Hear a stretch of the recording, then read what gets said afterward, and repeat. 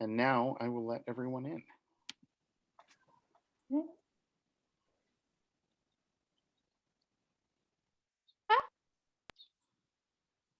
I heard a squeak. It was me. I'm just seeing all of the names that I know. Yep. Oh, okay. And I will give Oh, I know what you mean. give folks a chance to get connected to the audio so they can hear us. All right. Welcome to What the Universe Is, Jane Lunin Perel, Jenna Baillargeon, and Nathan McClain. My name is Michael Mercurio. I'm the curator of this reading series, and I started it largely because virtual readings were one of the things that helped keep me sane during the initial phase of the pandemic. And I thought to myself, I know a lot of really wonderful poets, and I love the fact that I'm able to connect with them over vast distances through Zoom. So I decided to keep the Zoom reading series tradition alive. And I'm really glad that you are all here to witness this amazing reading tonight. It's a reading that's very near and dear to my heart because these three poets are very near and dear to my heart. They are all very good friends of mine. They're all remarkable poets. And without further ado, I'm going to read some introductions that I have prepared for them, and then get the reading part started. Jane Lunin Perel is a professor emerita at Providence College, which is where I met her in 1993. She retired from the college after 40 years of teaching there, and the college recognized her with an honorary doctorate of fine arts. While Jane was teaching, she taught English, she taught creative writing, she taught Holocaust Studies, which was a revolutionary thing for Providence College when she brought it there. And she was also the founding director of the Women's and Gender Studies program, another revolutionary thing at Providence College when she brought it there. She directed the Providence College Poetry and Fiction series, and thanks to the generosity of her wonderful husband, Morton Perel, she is the namesake for the Jane Lunin Perel Poetry and Fiction series, which is an endowed series that Providence College continues each November. Her collections of verse poetry include The Lone Ranger and the Neo-American Church, The Fishes, Blowing Kisses to the Sharks, and The Sea is Not Full. You might notice a little aquatic theme there. In 2012, she published a collection of prose poems called Red Radio Heart.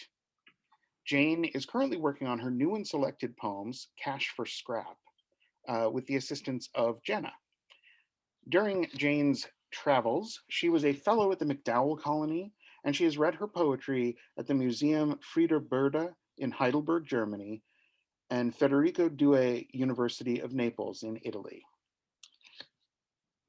While she was at Providence College, Jane volunteered to create a service learning program that paired PC students and elders at St. Martin de Porres Senior Center in Providence's West End. These paired writers co-wrote poems about similar memories of childhood despite their age differences. And the poems were published in a booklet titled Writing to Remember. I was one of those students, and it was an experience that changed the trajectory of my life. Jenna Baillargeon is a chronically ill, queer New England poet who is dually spellbound and vexed by the interconnectedness and isolation of bodies, especially those which reside outside of conventional expectation. Her poetry has appeared in Crab Orchard Review, Port Smith, Equinox, and the Naugatuck River Review, where she was a finalist for the 12th Annual Narrative Poetry Contest in 2020. Jenna earned her BA in Creative Writing and Workshop Praxis from Hampshire College, and she currently works as a poetic assistant and freelance editor. Hampshire College is where Jenna met Nathan McClain, who is the author of Scale from Four Way Books and Previously Owned, which is forthcoming from Four Way Books in 2022. Nathan has been a recipient of fellowships from the Frost Place, Sewanee Writers Conference, Red Loaf Writers Conference, and he is a graduate of the MFA program for writers at Warren Wilson, a Cave Canem Fellow Nathan's poems and prose have recently appeared or are forthcoming in Poetry Northwest, Green Mountains Review, The Critical Flame, Zocalo Public Square, and On the Seawall, among other places. He teaches at Hampshire College and serves as the poetry editor for the Massachusetts Review. So without further ado, I am going to turn things over to Jane, who will delight us, I'm sure. Hello, everyone. Thank you so much for coming. This is just such a delightful gathering.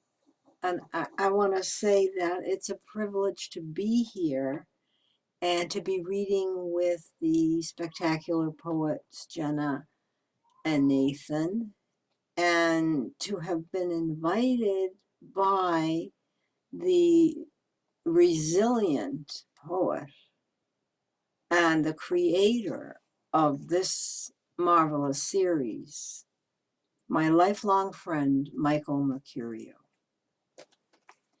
I would like to start with a love poem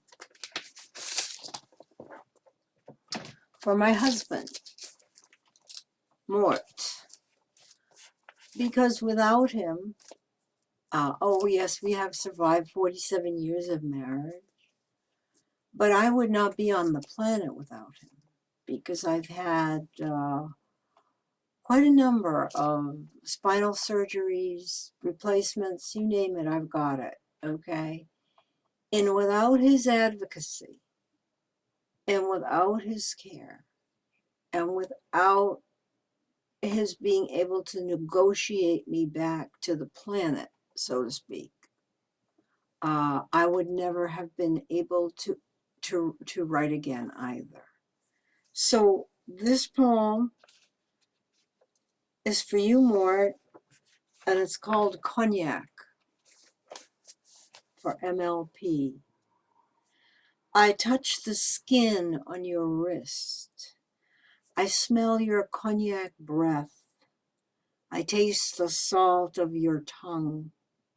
I hear the blood in your throat. I see the earth through your body. That ain't no Hallmark card there, you know, but that's the way it was transmitted to me, and I took it down and I'm going to stand by it. Okay. Next, I would say that I really do write mostly about oppression. And this next poem is called Vowels, and it's dedicated to Jenna. And yes, it plays with the repetition of vowels. I've got all the vowels in there, la-di-da. But it's also about a woman who's in a very tough relationship with an abusive man, and she's speaking. Vowels. I lived inside your vowels for a long time, hollowed out, cocooned in your O's, cradled in your A's. I passed inside the eye of the needle of your eyes, and sometimes wise. The teasing ease of your needs I teetered from. You crushed me in the lush upheaval of your use. And what did I get for it? I did not know the sound of my own name unless you said it. I, your asthmatic goddess. Be free, my people. Moving along, I have revised this poem from Red Radio Heart because it's come to mean a lot more to me. And it's called Carnelia Interrogates Race. And I want to talk about feminist projects of interrogation. It really doesn't mean that women who are involved, or any human beings who are involved in the study, want to lock people up and interrogate. On the contrary, we want to interrogate the terms of all forms of slavery. And so this is for Harold Smith, who was my dear, dear friend in the 4th grade. Because race and gender are social constructions, because Jews were not considered white until the 1960s, because Cornelia never felt white with her olive skin and kinky hair and a nose that touched her upper lip when she smiled. Because of all these things, when Cornelia hears the Black scholar of civil rights, the woman who shows the PowerPoint postcards of public hangings in the 1920s while whites picnicked and the bands played on, Cornelia decides she will never check the white box on the questionnaires ever again. She remembers Harold Smith in 4th grade on the stone embankment, mixed race, his bald head from medical treatments, cocoa and scabbed. He pretended always that he was falling or about to fly, the whole time singing a song about the teacher who would not abide noise or humor. Cornelia and Harold were sent to the principal's office for laughing out loud, for falling off their chairs. Cornelia's mother disapproved of Harold, would not let him into the duplex. And now Cornelia wants you to tell me, Harold, how long you kept singing, how many more treatments you endured after you moved away. And so I think what this poem is really about is that the word interrogation doesn't really mean anything unless you bring it inside your personal experience, unless you can capture the joy of knowing someone who is absolutely new to you and someone you lost after all you've learned about the history of slavery.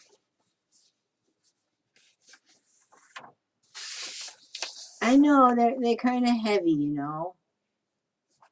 Nothing too light here, but I'll just have to read this one because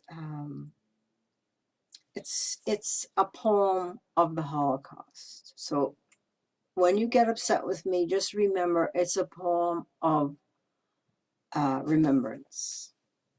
And I'm reading it from Michael. Just another corpse flung on the corpse pile, another body flung onto the conveyor, swallowed by the maw of the fire, spit out as ash. Nothing. Another billow of rancid smoke choking the sky, the lungs of those just arriving. What is that stench? Another lice raging one, dreaming of soap and water, vegetables and meat, clean sheets and underwear, now frozen, stacked, thawed, burned, disgorged into the belching soot that cannot be washed off, scoured out, revised, reconstituted as fertilizer. They sweep through the atmosphere They seep into the ground. The turnips and potatoes take them in to swell for harvest. The beets, just another transport with the earth, split, spinning around a dead sun, a sun choked on gases and silence that enters the morning shafts of light, these last atoms of the dead creation, splits open, just another baby, impaled on a bayonet. Why waste a bullet? Just, just, just, just, just, just, just.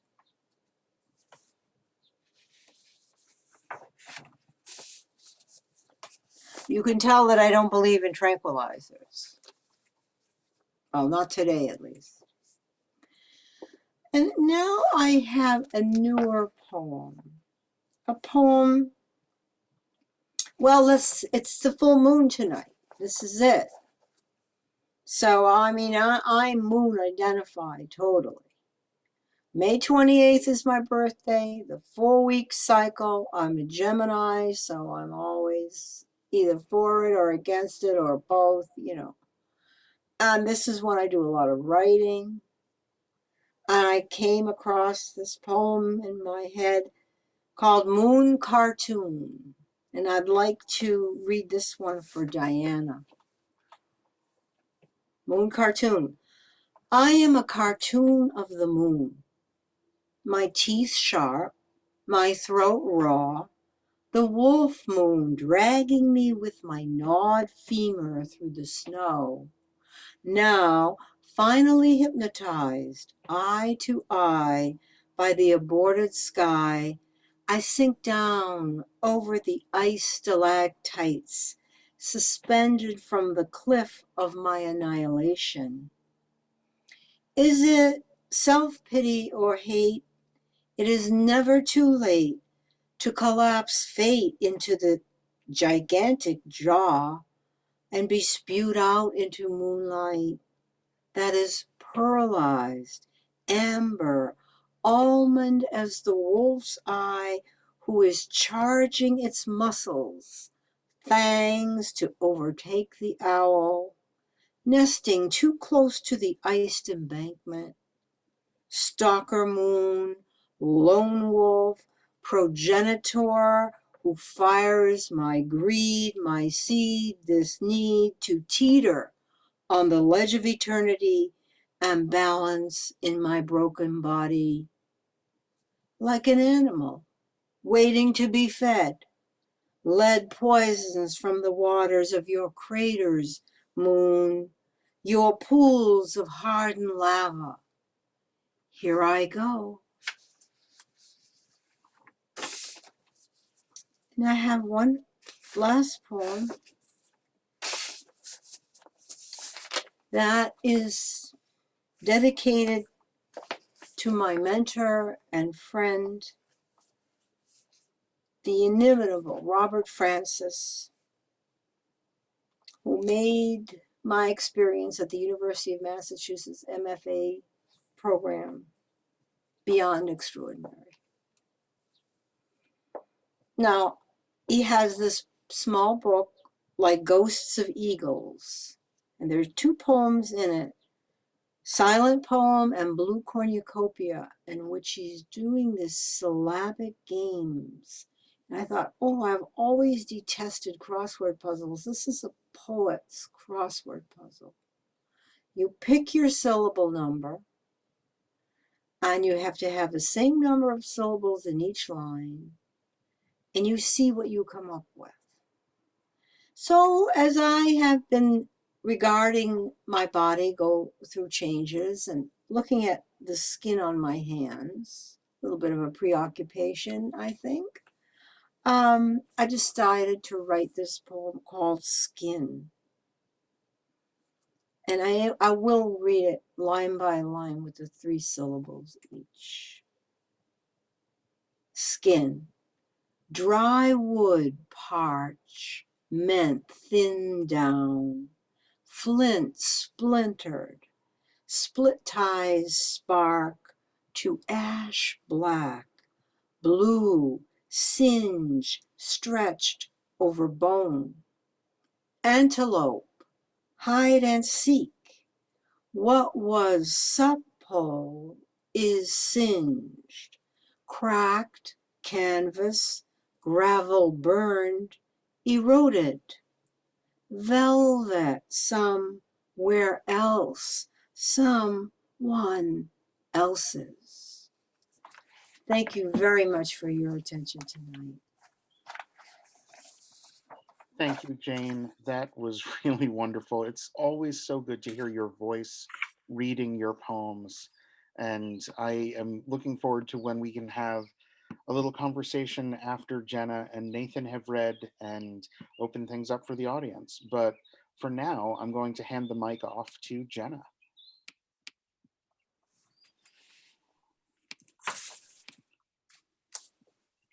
Thank you, Michael. It is so wonderful to be here with you all, and such a dream to be able to read with these two poets. Thank you, Jane, for that. I mean, Jane and I have been working together for about a year now. And I'm so used to hearing her voice as we talk on the phone all the time, but to see you read your poems and to see your expression and your gestures is, it's truly a treat. So thank you for that. I am also going to be starting off with a full moon poem,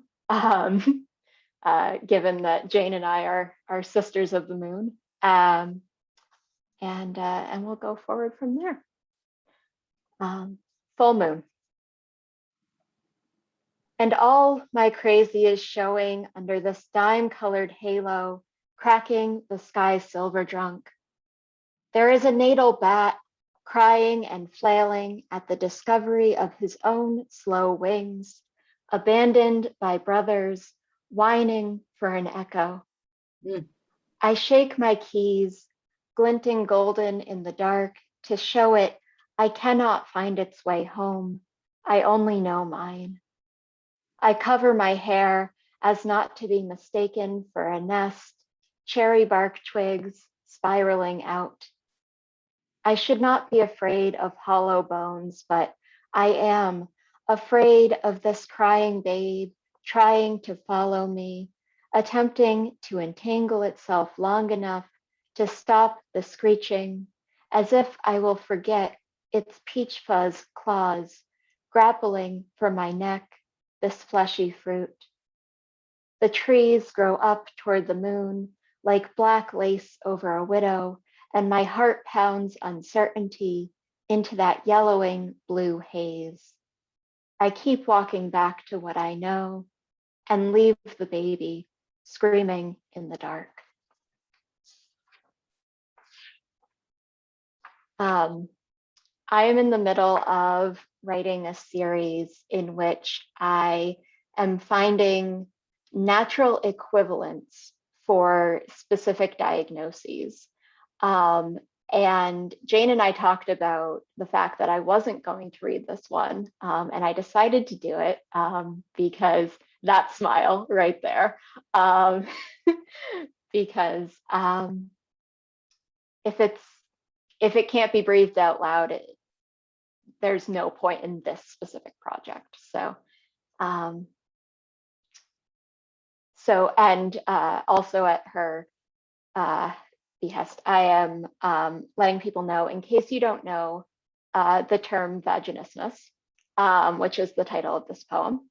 It is an overcontraction of the pelvic floor muscles that can cause a lot of issues, including pain and bladder control issues and such. So this is that poem. Vaginismus. Impenetrable cocoon of tissue, gummy spit, wasp making, spiral of security, threatening hum, thrum of inner workings conspiring to a common goal.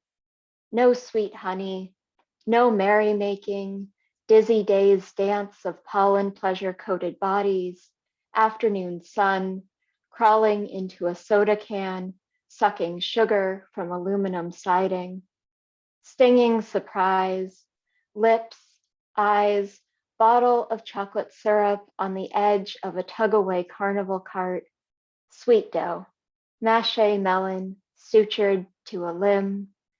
Don't poke it, don't peel it, don't aggravate the militia of tiny swords raging inside.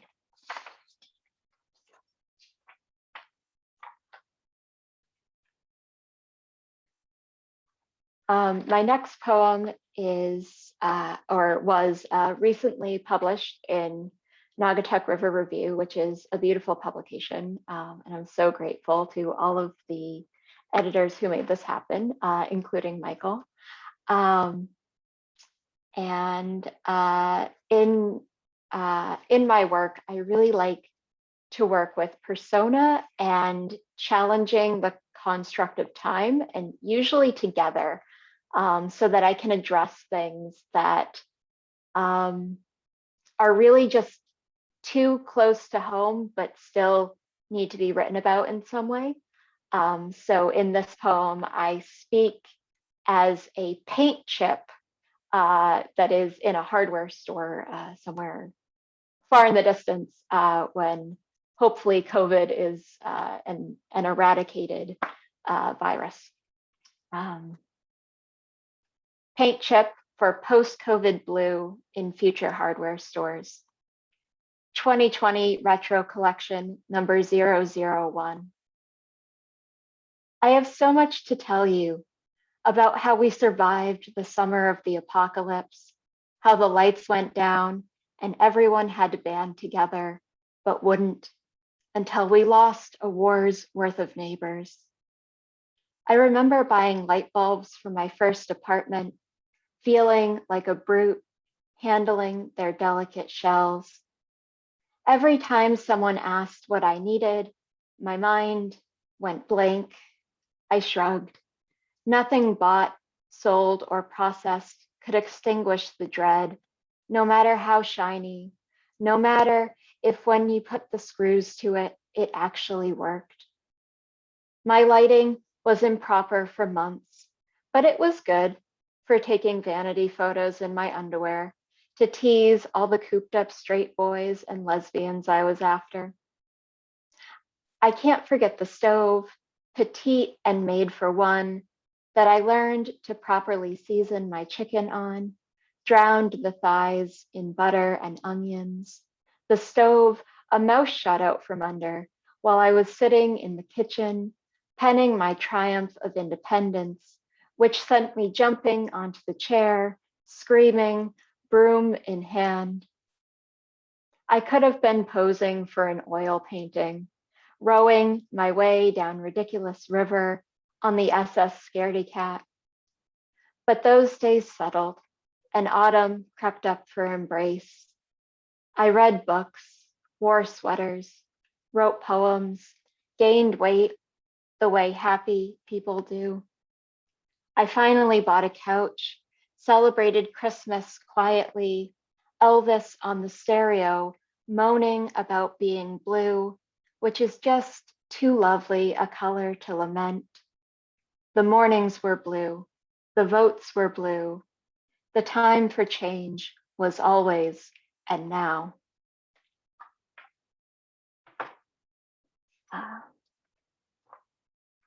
And I have, Michael, are we good on time? I have two more. Okay, good. And I'm doing this poem because it's one that Nathan gave me a lot of guidance and confidence on. Rough cut. If I am ever healthy again, I want to go dancing on a hardwood floor, and I want my best friend who doesn't dance to take me and twirl me like I'm still sad and we're still young, and he is the only one who can make me smile and carry me home when the night has exhausted me in utter joy. stupid face smile, plastered where my timid mouth usually sits, waiting her turn. I want twinkle lights and a wide skirt billowing tent-like from my knees in a color I don't wear much, and my ugly man toes painted to match. I want to swing rosé dangerously close to the rim of the glass and sip it without worry. I want to stick my party feet in a river so cold it cuts. I want to laugh wildly when he shakes his head at me.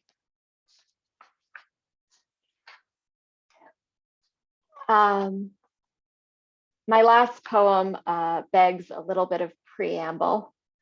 One, for its form. It's a huzzle, which means that essentially what you need to know is that the poem is in couplets and there is a refrain every other line. And the other piece is that this poem was written about a nightmare I had about my friend Cameron, who recently passed away.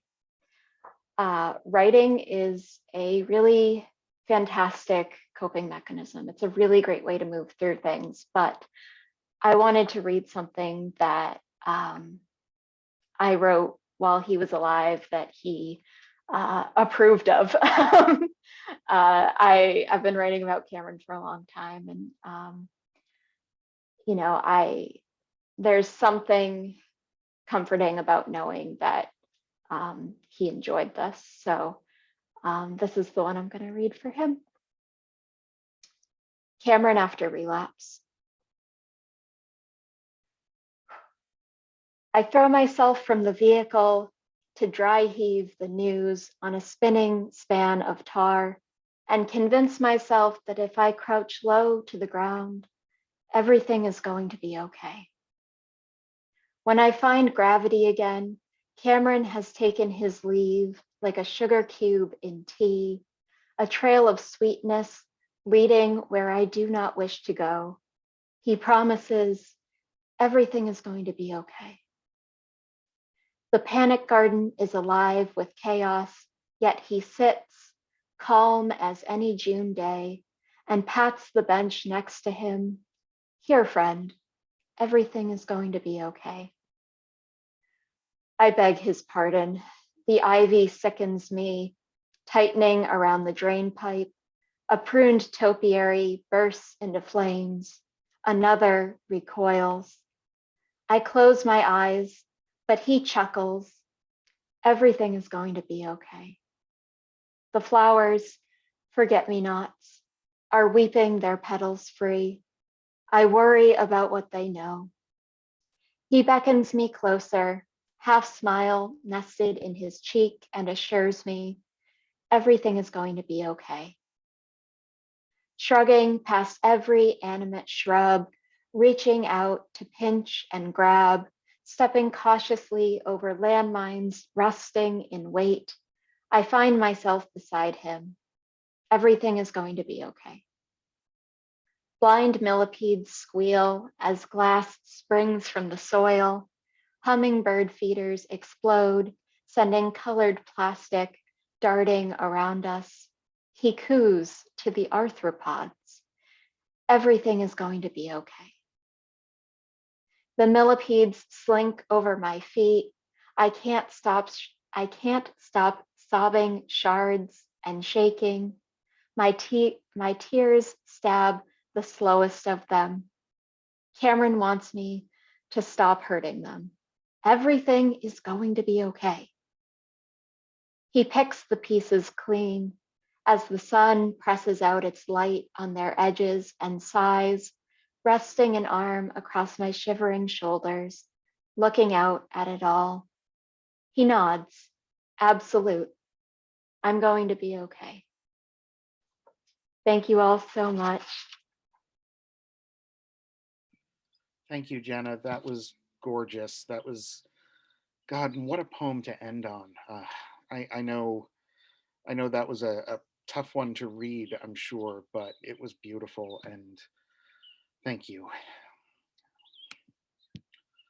And now over to you, Nathan. All right. Thank you so very much to Michael for arranging this wonderful, wonderful reading and inviting me to take part in the series.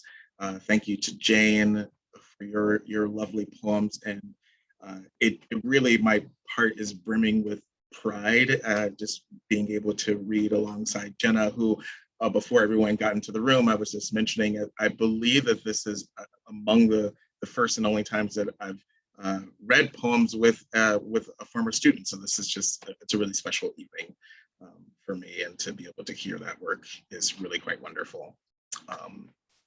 You may see a cat who's decided that now is the time to jump into my lap. Many of my students who are in the, yep, there he is. I'm going to start with a poem entitled Poem from a Rest Stop Diner. I have been, set this guy down. I've been doing a lot of traveling of late and feeling, I think, a bit just finally, trying to find one's footing, just been in the midst of a big move. And so a lot of that tends to take its toll on you. So this is a poem from a rest stop diner, and it does have an epigraph from Robert Graves that says, there is one story and one story only. Poem from a rest stop diner, which ends up being the same diner and the same men licking the same finger before turning the page of yesterday's paper, always reading yesterday's paper because it costs so little to look back, to have your mug refilled with black coffee cooled under a ceiling fan's spin. Nothing is unexpected, and it's absolutely perfect, down to the waitress wearing her name permanently marked on a plastic heart she's pinned over her heart. Her finger slipped in the ceramic ring of the mug. The bill like a whisper, tucked beneath your plate.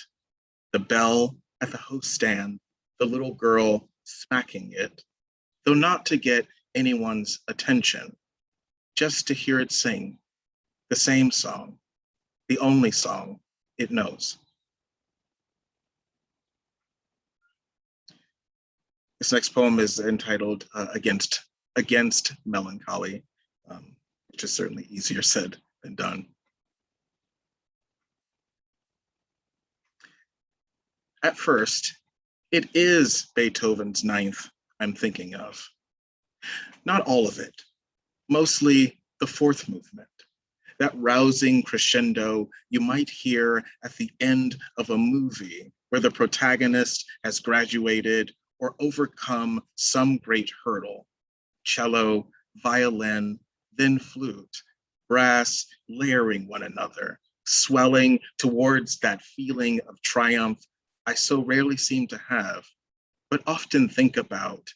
Now, maybe because of the shrieks and cheers from a party in the courtyard, drifting into the window of my room, where I'm often alone, laughter rising like fireworks. Then I'm thinking of the feeling itself, joy, how it almost seems made of air, like you can be full of it. Or sometimes it's the child's red bouncing ball that somehow gets away from you and you have to chase it into a busy intersection and everyone's laying on their horns, all that air vibrating and swollen, and maybe chasing it could get you killed or crippled at best. But what feels better than that moment when you catch it, when it's yours? I think I went in the opposite direction of Jane, where I'm starting light, but now it goes down from here. This next poem is actually one I was glad to hear Jenna read. The Ghazal form is something that I'm always encouraging students and former students towards. So I thought I'd read something in form. And this is also, I think, among the first poems that I worked on while during my time at Hampshire College, and that I am sharing with students. And this poem is entitled "The Ferry," and my students will know what form it is. A ferry as in the boat. The ferry. I still had a lover. Maybe let's start there. I hitched a ride to Boston, where I missed the ferry by what seemed like minutes. But time can work that way in the mind. I was in love, or wanted to be in love, and there was distance everywhere, is maybe a better way to put it. Though what exactly was it? I hadn't given it a designation. I looked for the boat. It wasn't there. Only the dock, a few seagulls, a blue distance. If I was supposed to wave goodbye, I missed my chance. Though, what did I care? So in love with solitude, at least I was at the time. It seemed easy, being lonely, watching time lapse, that boat long dispatched. I'd missed it, yet there I was, waving, like a fool in love, perhaps. At what? I couldn't tell. I wasn't there when the ferry left, remember? I missed it. Or they went on without me. The distance made it hard to see clearly where distance ended, or if it did. Or I didn't make it in time to see. Maybe time was against me. I missed the ferry. I had no money. The ferryman said it was fine and smiled at me. Smiled. There was the shore and me wanting to be in love, though I wasn't. I carried what I could. Love? I didn't have room for it. In the distance, I swore my solitude waved. I missed it where I was headed, sure, but there was hardly time for that. The boat was early. I boarded it and stood on the stern. Part of me was missing, but there had to be a cost. That part I missed. My mind, a rough sea, I might have loved watching lap, were I not so inside it. My mind, the fish too. The shore distant as the voice I thought I heard in it, as time itself. The ferry was late. I was there, hoping I missed it. I didn't trust the distance, lovely as it seemed. I didn't trust time, nor where it carried me. I knew what was there.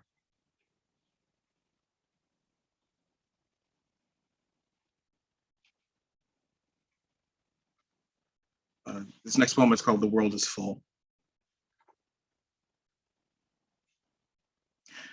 I saw the wolf outside the window, in the backyard, near the park bench, nearly stripped of all its paint.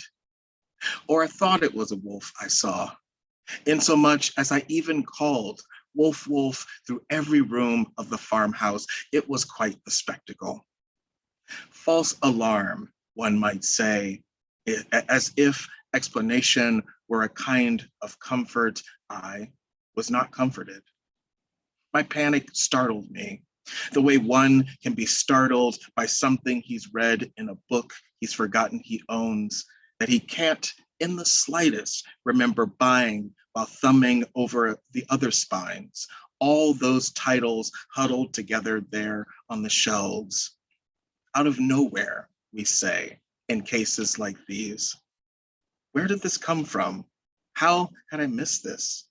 The wolf seemed to come out of nowhere, or maybe from a book I remember read to me as a child, some cautionary tale, a window capable of being looked in, seen through, if you were brave. It was not a wolf outside the window.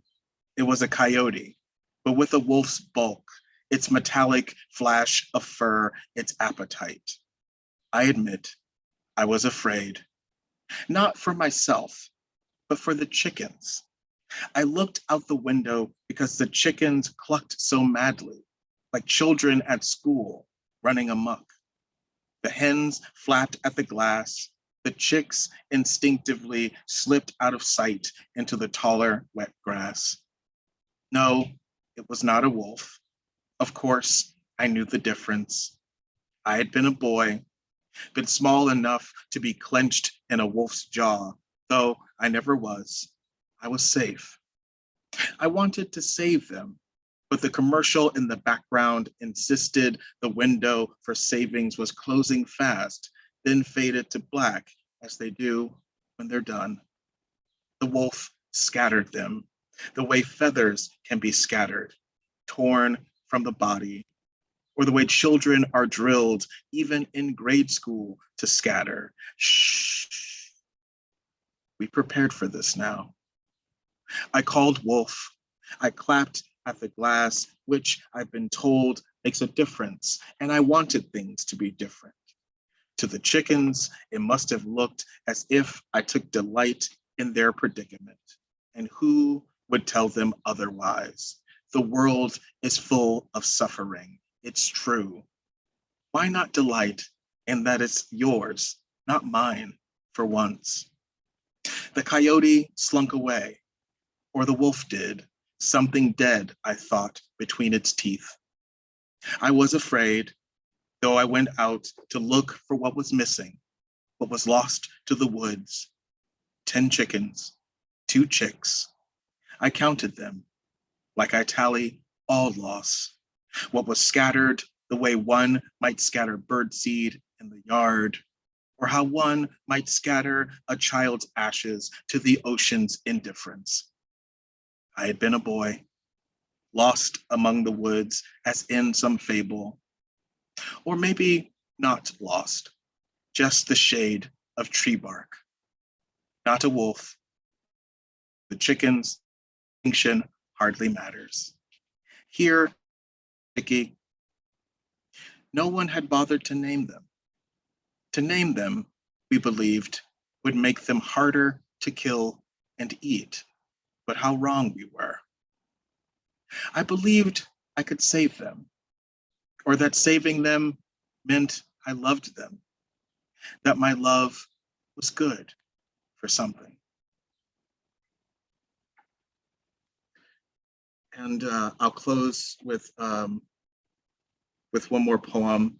Thank you to everyone who is in the chat and who is in the space. This has been a dream of a reading to take part in, and it's been a pleasure to read with both Jane and Jenna, and my many thanks to Michael as well for putting this together. This final poem is called Multiple Choice.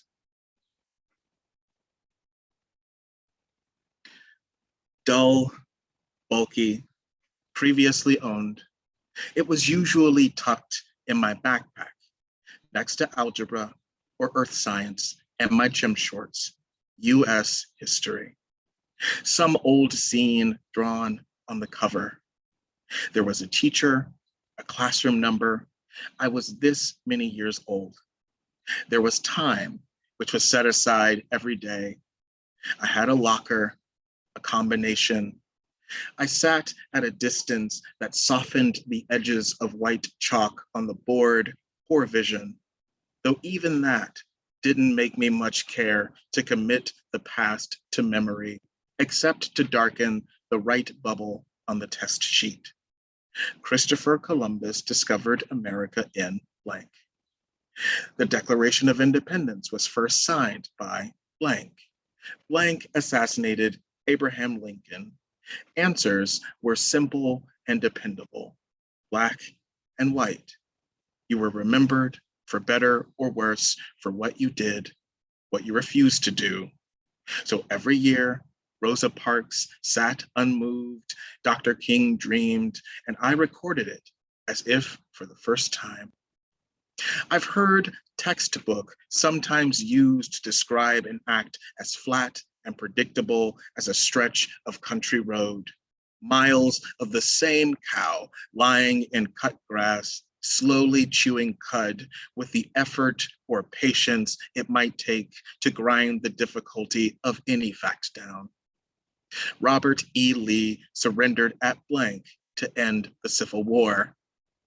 At the end, my mother once said, Every battle is lost by someone, has its casualties, bronze monuments erected to the story, or some other old scene, just as dull and clunky.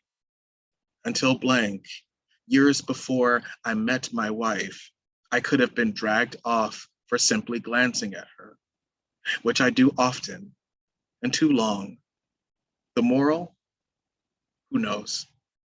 Maybe, if you're lucky, you outlive the usefulness of such knowledge. Besides, it's a new world. I own the Riverside Shakespeare, 2 biographies of Coleridge, my shelves lined with the past and its usual despairs, its joys as well. Sometimes I look, sometimes I get swept up in all the looking. There is rain, someone returns home, a letter arrives with the expected news, a cat on the windowsill, asleep, my wife in a rocking chair, quietly reading. Everyone keeps asking when we will finally have a baby, because it's a thing we can choose now. I mean, how lucky is that? Thank you very much. I love that poem so much, Nathan. I'm so glad that you chose to end with that. I'm going to bring us back to gallery view so that the folks in the audience can unmute themselves and applaud, or use the hand clapping or heart or whatever icon things you want.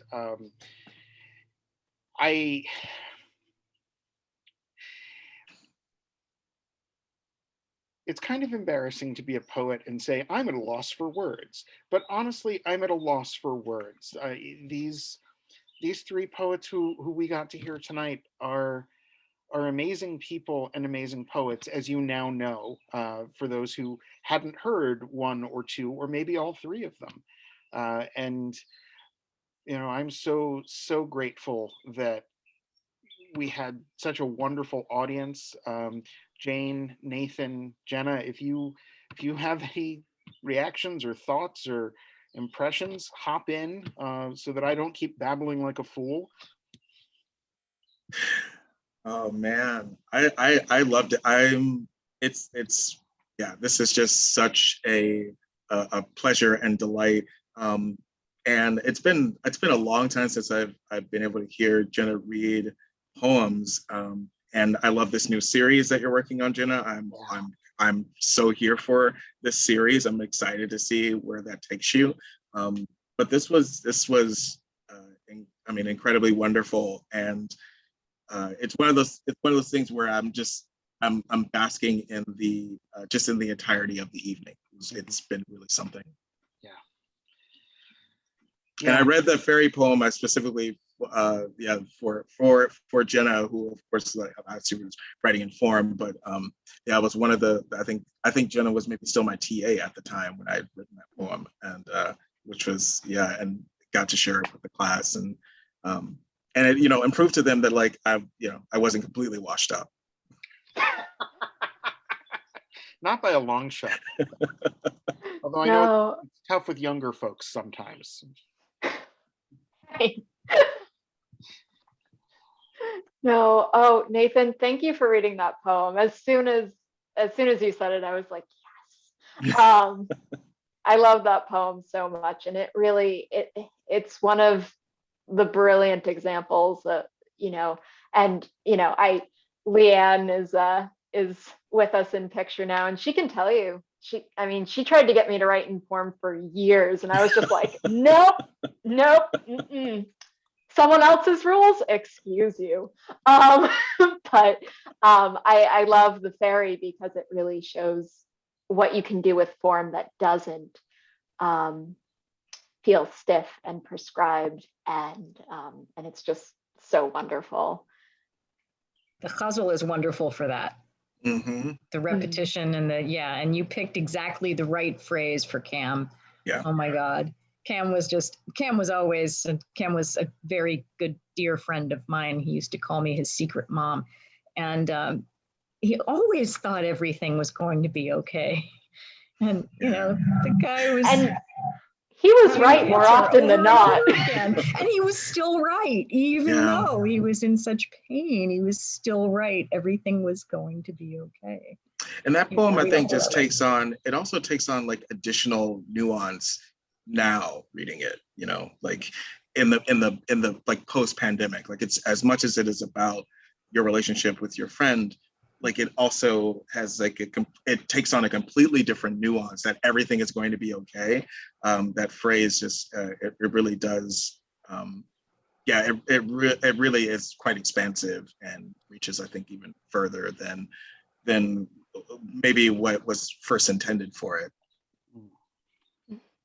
Well, that's one of those weird miracles of poetry, though. Sometimes you end up writing something that is so deeply specific and personal that it becomes universal, because even if the circumstances aren't shared, the feelings resonate. And you know, as somebody who's at this point in my life lost some dear friends and close loved ones, you know, that poem resonated with me. I didn't have the pleasure of meeting Cam. I've only known Cam through Jenna's stories, and you know, that poem is just an amazing, amazing tribute.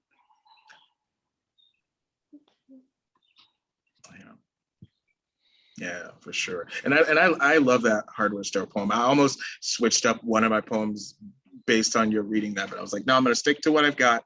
I'm gonna stick with what I've got, because I hadn't actually, I don't think I've ever read out that the diner rest stop poem. So I was just like, I try to make a rule for myself to try to at least read one new thing whenever I'm doing a reading, or you know, something that I'm either haven't read or not, or that I'm not used to reading. So Yeah, I wasn't sure I was going to actually be able to read that one. Like I remember that being your rule, and I try and do that as well, so that I don't get caught up doing the same thing all the time. And I wasn't sure I was going to be able to read the second poem. And I have two alternatives over here on the desk just in case I chickened out and needed a second one to fill that slot. But it's, I don't know, there's something about being able to read it with this group, and to be able to test out that material. And especially, you know, because Jane's kind of been like nudging me about it as well. I'd love to be able to get in here. I don't know what the heck I'm doing. there you are. Yeah, You're back. Just say it and it will happen. Oh, no, I what's going on here is this mirror image of Nathan and Jenna and me and Michael, the students and the profs, and how people who love poetry just know that this is what is real. This is like not being told by the geometry teacher that you don't have a brain, you know. Yeah. had that happen to me. You know, I do these riffs all the time on, you know, in 15 Uruguay from how do you say someone from Uruguay? Uruguayans fall off a steeple at 15 miles an hour. How much toilet paper do you need to buy at Stop and Shop? You know, I mean, what? That was a language I just never, ever got. But this complementing and bringing out these hard-won experiences and the beauty of the language. You know, it's just so beautiful to me to see it repeated in generations like this so vividly. So thank you all. Wow. And thank you to Michael. Yes. Right? Oh my goodness. You know, Yeah, it was a quite the genius pairing or booking. it just presented itself to me, honestly. You know, I knew I wanted to have each of you read in this series. And as I was thinking about, I haven't wanted to have a series where it was like, well, we have two poets from Connecticut tonight and they're going to read.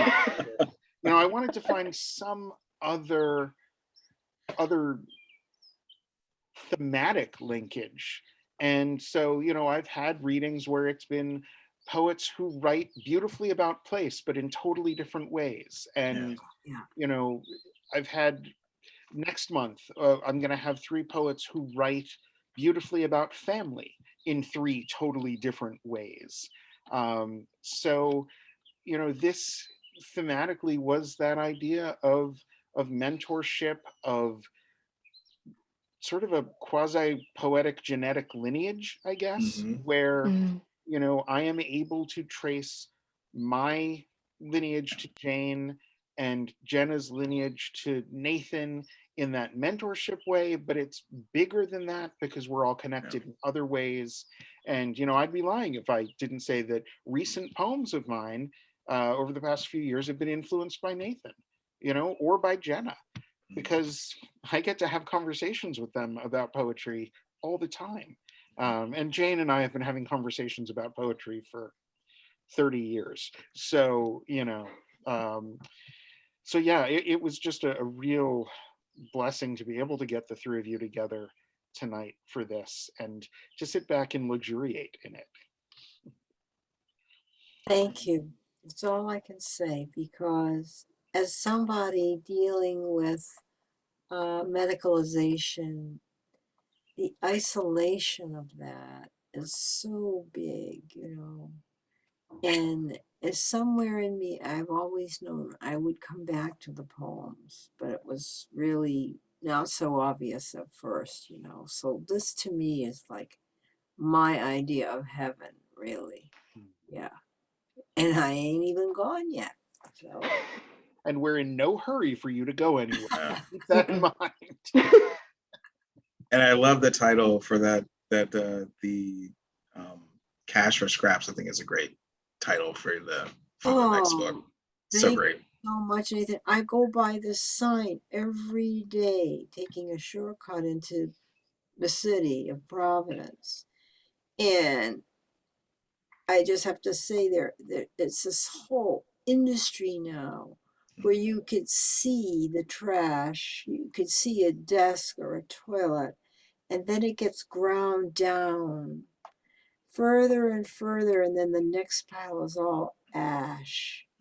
And if that isn't what we're doing to each other, it's just, I mean, it's a damn good thing I don't screech on the brakes and get into an accident, because it's just like, but Jenna can tell you I haven't had much real cohesion in getting this title poem written, but it's there. It's synthesizing, I guess. It sounds like it's an ars poetica of sorts too, right? Like it's like, that there is this intrinsic value for the scraps that we make and collect, and the things that we grind down by our intense attention to them.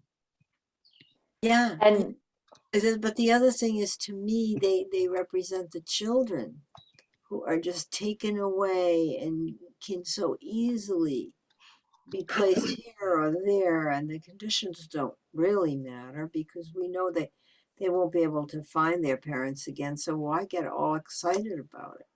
It's like, I don't know. Yeah, And Jane, I would really beg to differ. I think that the only way to write this poem is by collecting drafts for a while and then finally it coming together as you're something right. cohesive. No, you're right. I guess I'm a little afraid to do it too. Yeah, having tried and having it come out so, like, oh, was she on LSD when she wrote this? I really need to commit myself to it and just say, take no, just no holds barred, just do it, So thank you for the encouragement. I really do.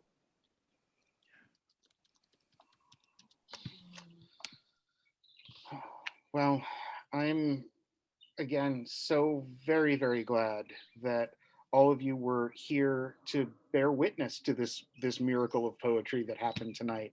And thank you for all of the beautiful comments that you've shared in the chat. Uh, I I mean, I'm going to take the month off, except reading next week, or not next week, next month for this series. I'm basically going to put my feet up. I need to just, you We know, should. enjoy this for a while. But Yeah, this part of living, Michael, that or part of writing that that has to do with living. yeah, I need to remember that. It's time to go sit in a chair in my backyard and watch the, you know, red-winged blackbirds and scarlet tanagers flit around, Mhm. because I haven't done that enough lately. Yeah, yeah. Until you get back to some of that, till you get back to some of that living, you know, Yeah. where are you gonna pull your material from, right? Yeah, that's true. If I'm just doing it from my day job, which is a wonderful job, but not poetic. But again, thank you all. If you're interested in next month's reading, which will be Robbie Gamble, Rob Arnold, and Lisa Pegram, I am going to put my website into the chat, and you can find more details. I haven't posted it on my website yet, but it'll get there soon. And keep checking back. Thank you again. Thank you to Jane and Jenna and Nathan. I am just so grateful. I love all three of you so much, and I am looking forward to the day when we will be able to hang out in person. Yes, Yeah, yes. that day will come soon. Oh, Sometime soon. what a day it Yeah. will be. Yeah. So Divine. Yeah. Thank you so much, Michael. This has been just amazing. Just Yeah, I've been looking absolute dream forward to it. opportunity. Yeah, looking forward to it for so very long, and it did not disappoint. Yeah, this was wonderful, and thank you to so much to so many of all of you who, Right. yeah, who came and attended, and Feeling buoyant, Yeah. yeah, so great to see so many familiar names in the space. yeah, Hampshire and Providence College both showed up in force tonight, Yeah, and it is Really? wonderful. And brought a scotch. yeah, and apparently cats as well. Like Finmund had not like bothered me all day, and then like he's like, "Oh, you're doing something on the computer? Okay, now it's time." He knows when I'm on Zoom. He's just like, "Now is my time." How old is he? It's time to shine. He's 12. He's an ornery old man. He is what I aspire to. It's good to have a role model. Yeah, no, really. I've Yeah. got a 14-year-old who's dog. Oh yeah. Just, he's just zoned out. He just needs to hear some kind of tone of my voice, and it doesn't matter. So Yeah. blessings on everyone. Really. It's just, I have this so pictorially in my head, each face. Well, I am not rushing anybody out of here. I'm hanging out until the last person leaves. You're not obligated to go, but you're also not obligated to stay unless you have more questions or comments for our poets. But again, each of you who has been in the audience tonight has my deep gratitude, and you are always welcome at my readings. So keep an eye open, and hopefully I'll see you again. Yeah, thank you so much, everyone. Yes. Thank you for coming. And please do follow Michael's series. He puts together the most wonderful poets. Usually, a lot of them, I'm still woefully trying to catch up on the poetry world, but a lot of them I typically don't know, and I end up walking away a fan. So definitely check out the rest of his series. Yeah, I have a deep love for what are called emerging poets. I'm not sure I know any poets who aren't constantly emerging. I don't know any who just pop up and say, "Hey, I've bloomed." But I have a real love for people who are just getting their names out in journals for the first time and maybe on their way to their first book. And I like to mix them up with some more established folks who have a book or two out and just see what happens. It's a lot of fun. Yeah. Yeah. Yeah. Yeah. Yeah. So, yeah. I don't want to let you all go. I just don't. I think I'll just stare at you for a while. Fun with me. It's all right. I'm usually the last one out, so. Oh, good. Yeah. We'll stay. Let's stay.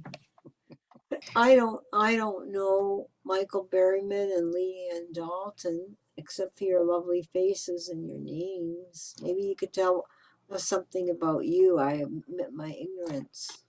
I have known Jenna for a very long time. She was a student in my husband's school, and Cam was my husband's student. Oh, And wow. Jenna and I met in a workshop at the Word Barn, and we didn't know each other at all, but we both knew Cam.